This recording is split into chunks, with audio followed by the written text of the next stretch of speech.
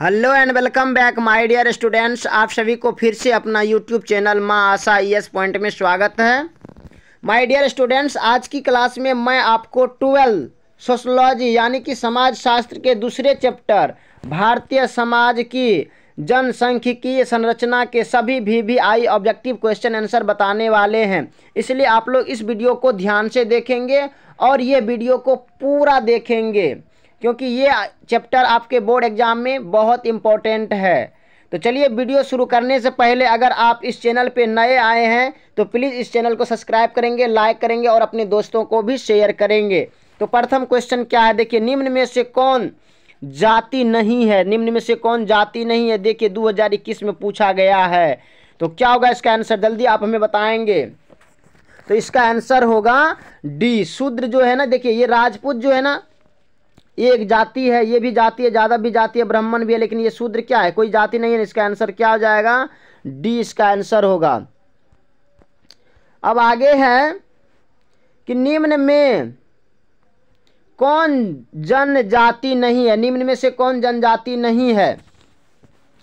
तो क्या होगा इसका आंसर, देखिए संथाल भी क्या है, कहीं ना कहीं जाति है। संथाल भी क्या है, जनजाति है। उसके बाद मुंडा भी जनजाति है, नागा भी जनजाति है, लेकिन ये क्या है, रविदास जी, रविदास क्या है, जनजाति ये नहीं। इसका आंसर डी होगा। इसका आंसर क्या होगा, डी होगा। रविदास जात के क्या थे, आप हमें बताएंगे। अब आगे क्या है, जन संख्या संक्रमण सिद्धांत के प्रस्तुतकर्ता कौन है? प्रस्तुतकर्ता कौन है? तो क्या होगा इसका आंसर, तो इसका आंसर होगा थॉम्पसन एवं रॉबर्टस्टीन, बी इसका आंसर होगा। अब आगे है कि नगरीकरण को मापने का प्रमुख पैमाना क्या है? नगरीकरण को मापने का प्रमुख पैमाना क्या है? तो क्या होगा इसका आंसर, तो इसका आंसर होगा जो नगरीकरण के मापने का जो प्रमुख पैमाना है वो है जनसंख्या भी है, जनसंख्या का घनत्व भी है, आधुनिक मूल्य भी है और इनमें से सभी। इसका मतलब इसका आंसर होगा डी, इनमें से सभी। अब आगे है, भारत में कौन सबसे छोटा अल्पसंख्यक समूह है? भारत में कौन सबसे छोटा अल्पसंख्यक समूह है? तो क्या किसका होगा, मुस्लिम, बौद्ध, जैन और ईसाई। तो इसका आंसर होगा जैन, सी इसका आंसर होगा। जो ये जैन लोग जो है ना, ये अल्पसंख्यक समूह में है। अभी सबसे कम ये जो है ना जैन लोग का ही है। अब आगे है कि भारत में निम्नलिखित में से कौन उच्च जन्म दर का जिम्मेवार है? कौन उच्च में मतलब जो है ना जन्म दर का जिम्मेवार है? कौन होगा इसका आंसर, तो इसका आंसर क्या होगा, शिक्षा का अभाव, गर्म जलवायु या विवाह, बाल विवाह, इनमें से सभी, ये सभी होगा। इसका आंसर होगा डी, इनमें से सभी।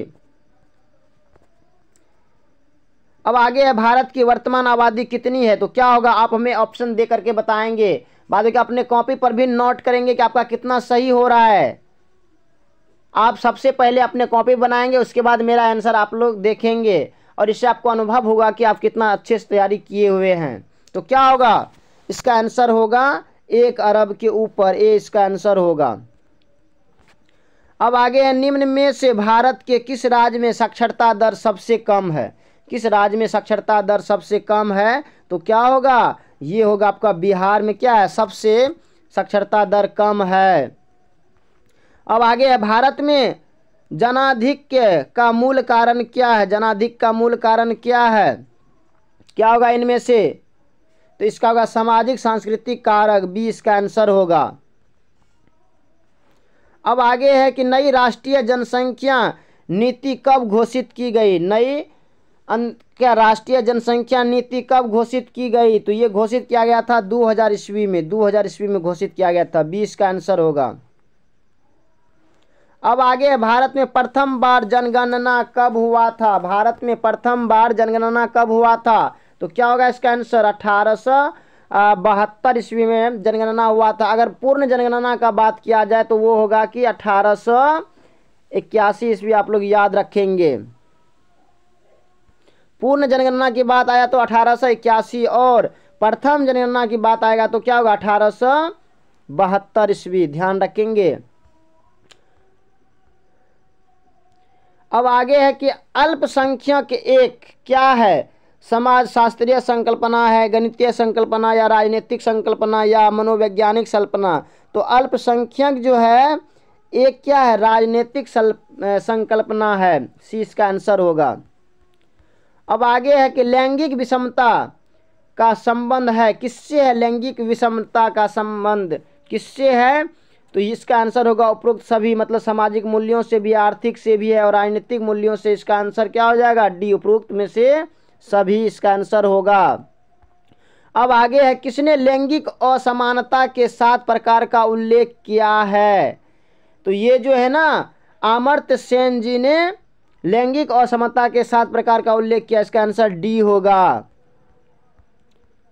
अब आगे है कि ग्रामीण एवं नगरीय समाज के बीच निम्नलिखित में से कौन अंतर का आधार है, कौन सा अंतर का आधार है, तो क्या होगा इसका आंसर। देखिए इसका क्या होगा, ग्रामीण एवं नगरीय समाज के बीच निम्नलिखित में से मतलब कौन अंतर का आधार है, तो जनसंख्यात्मक आधार, समुदाय का आकार या सामाजिक गतिशीलता की प्रकृति। उपरोक्त में से सभी, इनमें से सभी होगा, इसका डी आंसर होगा। अब आगे है टी के उम्मन के संप्रदायवाद के कितने आयामों को रेखांकित किया है, रेखांकित को किया है, तो क्या होगा इसका आंसर, इसका आंसर होगा 8 आयामों को, डी इसका आंसर होगा। अब आगे है कि रेडिकल नारीवाद के अनुसार लैंगिक असमानता का मूल कारण क्या है, लैंगिक असमानता का मूल कारण क्या होगा, तो लैंगिक असमानता का मूल कारण है पितृसत्ता, ये ए इसका आंसर होगा, पितृसत्ता है। अब आगे है कि सामाजिक वर्ग एक समुदाय का कोई भाग है जो सामाजिक स्थिति के आधार पर शेष भाग पृथक किया जा सके, यह कथन किसका है, तो यह कथन किसका है, तो यह कथन जो है ना मैकाइवर एवं पेज का है, ये बी इसका आंसर होगा। अब आगे है कि राष्ट्र से अभिप्राय एक जाति अथवा वंशगत विशेषताओं वाला मानव संगठन है, यह कथन किसका है, तो यह कथन किसका है, यह कथन है बोगार डस का, डी इसका आंसर होगा। अब आगे है कि भारतीय समाज का विभाजन कई आधारों पर हुआ, भारतीय समाज का जो विभाजन है कई आधारों पर हुआ, यह विभाजन ही कहलाता है, मतलब क्या कहलाता है, तो यह विभाजन समुदाय कहलाता है, ए इसका आंसर होगा। अब आगे है कि आर्थिक आधार पर समाज कितने वर्गों में विभक्त है, आर्थिक आधार पर जो है ना समाज, यह 3 वर्गों में विभक्त है, सी इसका आंसर होगा। अब आगे है 2011 की जनगणना के अनुसार किस राज्य की जनसंख्या घटी है, तो किस राज्य की जनसंख्या घटी है, तो नागालैंड की जनसंख्या घटी है, सी इसका आंसर होगा। अब आगे है भारत में सबसे अधिक जनसंख्या घनत्व वाला राज्य कौन सा है, तो भारत में सबसे अधिक जनसंख्या घनत्व वाला राज्य है बिहार, सी इसका आंसर होगा। अब आगे है भारत में सबसे अधिक शिक्षित महिलाओं वाला राज्य है, सबसे अधिक शिक्षित महिलाओं वाला राज्य कौन सा है, तो क्या होगा, केरल है, सबसे जो है ना अधिक शिक्षित महिलाओं वाला राज्य है केरल। अब आगे है भारत में सबसे कम साक्षरता वाला राज्य कौन सा है, तो ये बात आपको तो पता ही होगा, सबसे कम कौन सा है, ये आप खुद बताएंगे, इसका आंसर आप लोग बताएंगे। देखिए हमने इतना ऑब्जेक्टिव क्वेश्चन बताए ना, इसका आंसर बता रहे हैं, इसका आप खुद हमें कमेंट में बताएंगे कि इसका आंसर क्या होगा, ये क्वेश्चन आपके लिए। अब आगे क्या है, भारत की जनसंख्या विश्व की जनसंख्या का कुल कितना प्रतिशत है, विश्व की कुल जनसंख्या का 17.5% है, इसका बी आंसर होगा। अब आगे है सांख्यिकीय शब्द किस भाषा से लिया गया है, सांख्यिकी जो है शब्द यह किस भाषा से लिया गया है, तो क्या होगा, ये जो है ना ग्रीक भाषा से लिया गया है, सी इसका आंसर होगा। जनसंख्या अध्ययन को क्या कहते हैं, मतलब जनसंख्या अध्ययन को क्या कहा जाता है, तो मेग्राफी कहा जाता है, बी इसका आंसर होगा।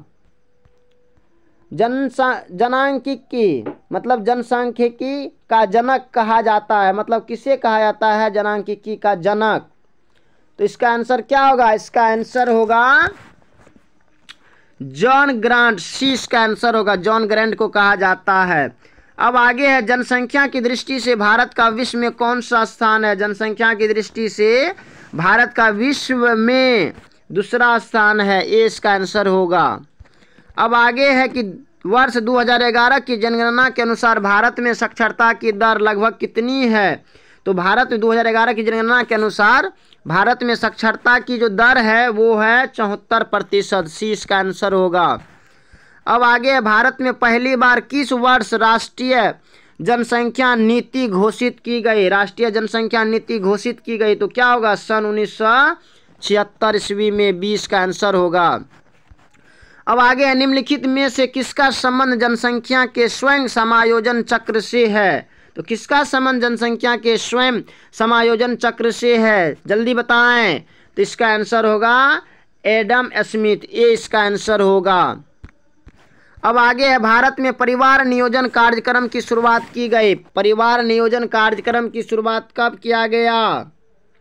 तो इसका आंसर क्या होगा? इसका आंसर होगा 20, सन 1952 ईस्वी में किया गया था। 20 का आंसर होगा, सन 1952 ईस्वी में किया गया था। अब आगे है कि निम्नलिखित में से जनसंख्या के किस परिप्रेक्ष्य को जनांकीय पारगमन त्रिस्तरीय मॉडल के नाम से जाना जाता है? त्रिस्तरीय मॉडल के नाम से कौन जाना जाता है? तो इसका क्या होगा? ऐतिहासिक परिप्रेक्ष्य, डी इसका आंसर होगा। अब आगे है कि जनसांख्यिकी के अध्ययन में निम्न में से किसे सम्मिलित किया गया है? निम्न में से किसे सम्मिलित किया गया है? तो जनसंख्या के आकार में परिवर्तन, जनसंख्या की बनावट, जनसंख्या का वितरण, इनमें से सभी इसका आंसर होगा, इनमें से सभी, डी इसका आंसर होगा। अब आगे है, भारत में जनसंख्या वृद्धि का प्रमुख कारण क्या है? मतलब कारण है, इनमें से कौन सा होगा प्रमुख कारण? तो देखिए, धार्मिक एवं भाग्यवादी मान्यता का प्रभाव ये भी होगा, और अज्ञानता एवं अशिक्षा ये भी होगा। इसका मतलब उपयुक्त दोनों होगा, सी इसका आंसर होगा। निम्नलिखित में से माल्थस के जनसंख्या सिद्धांत की मान्यता है? क्या मान्यता है माल्थस की? तो क्या होगा? मनुष्य को जीवित रखने के लिए भोजन आवश्यक है। हाँ, ये भी उन्होंने कहा। उसके बाद कृषि में उत्पत्ति ह्रास नियम लागू होता है, ये भी कहा। जनसंख्या आवश्यक रूप से जीविका के साधनों द्वारा निर्धारित होती है, ये भी है। इसका मतलब इनमें से सभी, इसका आंसर होगा डी। अब आगे है, किसने कहा मनुष्य को यह समझ लेना चाहिए कि वह अपनी गरीबी का स्वयं ही कारण है? तो यह कथन जो है यह है माल्थस का, डी इसका आंसर होगा। माल्थस ने यह कथन कहा था। अब आगे है कि 2001 की जनगणना के अनुसार भारत में प्रति 1000 पुरुष पर स्त्रियों की संख्या कितनी है? तो 1000 पुरुष पर स्त्रियों की संख्या क्या होगा इसका आंसर? 2001 के अनुसार कितना था? 933 था, 20 का आंसर होगा। कौन सी परिस्थिति जनसंख्या वृद्धि के लिए उत्तरदायी है? कौन सी परिस्थिति जनसंख्या वृद्धि के लिए उत्तरदायी है? तो क्या होगा? सी, शैक्षणिक स्तर। अब आगे है कि भारतीय समाज का इतिहास कितने वर्षों की अवधि का है? कितने वर्षों की अवधि का है भारतीय समाज का इतिहास? तो क्या होगा? 3000 वर्ष, 20 का आंसर होगा। इनमें से जनसंख्या वृद्धि का परिणाम कौन नहीं है? जनसंख्या वृद्धि का परिणाम कौन नहीं है? तो इसका आंसर क्या होगा? ठंडे मौसम में सर्दी लाना, ये नहीं है जनसंख्या वृद्धि का परिणाम। अब आगे है, बिहार में बेरोजगारी भत्ता किस आयु समूह को दिया जाता है? तो क्या होगा? किस आयु समूह को दिया जाता है? तो 21 से 35, ये ही इसका आंसर होगा। 21 से 35 की आयु समूह को दिया जाता है बेरोजगारी भत्ता। अब आगे है कि निम्नलिखित में से कौन जाति अति पिछड़ा वर्ग के अंतर्गत नहीं आता है? अति पिछड़ा वर्ग के अंतर्गत नहीं आता है। तो क्या होगा, केवट, नोनिया या नाई या कुशवाहा? कुशवाहा नहीं आता है, डी इसका आंसर होगा। अब आगे, निम्न में से कौन एक वर्ण है? कौन एक वर्ण है इनमें से? तो ब्राह्मण, यादव, त्यागी, अग्रवाल, ये क्या? ब्राह्मण एक वर्ण है। अब आगे है कि भारत में निम्न में कौन अनुसूचित जाति नहीं है? इनमें से कौन अनुसूचित जाति नहीं है? धोबी, रविदास, दुसाध, बढ़ई? बढ़ई नहीं होगा, डी इसका आंसर होगा। निम्न में कौन सा वर्ण व्यवस्था का अंग नहीं है? वर्ण व्यवस्था का अंग कौन नहीं है इनमें से? तो क्या होगा, ब्राह्मण, क्षत्रिय, वैश्य, कुशवाहा नहीं है, डी इसका आंसर होगा। अब आगे, इनमें से कौन वर्ग की विशेषता नहीं है? इनमें से कौन वर्ग की विशेषता नहीं है? जन्म, वर्ग, चेतना, गतिशीलता, अर्जित परिस्थिति? तो क्या होगा, जन्म नहीं है विशेषता। क्या है? वर्ग की विशेषता नहीं है, जन्म कोई विशेषता नहीं है। अब आगे है, निम्नलिखित में से कौन एक जाति है? इनमें से कौन एक जाति है? वैश्य, राजपूत, शूद्र या इनमें से सभी? तो क्या होगा, इसका आंसर होगा राजपूत। क्या है? राजपूत क्या है? एक जाति है। अब आगे, इन निम्न में कौन बिहार में अनुसूचित जाति नहीं है? कौन बिहार में अनुसूचित जाति नहीं है? पासवान, मांझी, रविदास या कुर्मी? तो क्या होगा, ये कुर्मी जो है ना, ये बिहार में अनुसूचित जाति नहीं है। अब आगे है कि निम्न में कौन सा वर्ण है? इनमें से कौन सा वर्ण है? ब्राह्मण, यादव, त्यागी, अग्रवाल? तो क्या होगा, इसका आंसर ए ही होगा। वर्ण तो है एक ब्राह्मण। और आगे क्या है, निम्न में कौन जाति नहीं है? तो इनमें से कौन जाति नहीं है? सॉरी, वही क्वेश्चन दोहरा गया है शायद। तो क्या होगा, इसमें जो है ना, शूद्र कोई जाति नहीं है। अब आगे है कि निम्न में कौन एक वर्ग नहीं है? इनमें से कौन एक वर्ग नहीं है? प्रधानाचार्य या चिकित्सक या न्यायाधीश या राजपूत? तो क्या होगा इसका आंसर, राजपूत कोई वर्ग नहीं है, डी इसका आंसर होगा। और अब आया 55 क्वेश्चन, और ये अंतिमा क्वेश्चन है। क्या कहते हैं कि निम्न में से कौन जनजाति नहीं है? तो क्या होगा, भील, संथाल, खासी या चौपाल? क्या होगा इसका आंसर? इसका आंसर होगा चौपाल।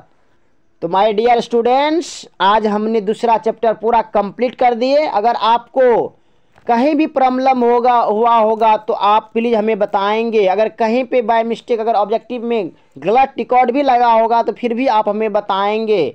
बाकी अगर आपको ये वीडियो पसंद आया होगा तो अपने दोस्तों को भी शेयर करेंगे। अगर आप इस चैनल पे नए आए हैं, अभी तक अगर आपने हमारे YouTube चैनल को सब्सक्राइब नहीं किए हैं तो प्लीज़ सब्सक्राइब कर लेंगे और अपने दोस्तों को भी शेयर करेंगे। बाकी फिर मिलते हैं आगे की वीडियो में। इसी टाइप से पढ़ते रहिए और अपने रिजल्ट को अच्छे से अच्छा बनाइए। बाकी thanks very much, all the best. फिर मिलते हैं आगे की वीडियो में। जय हिंद।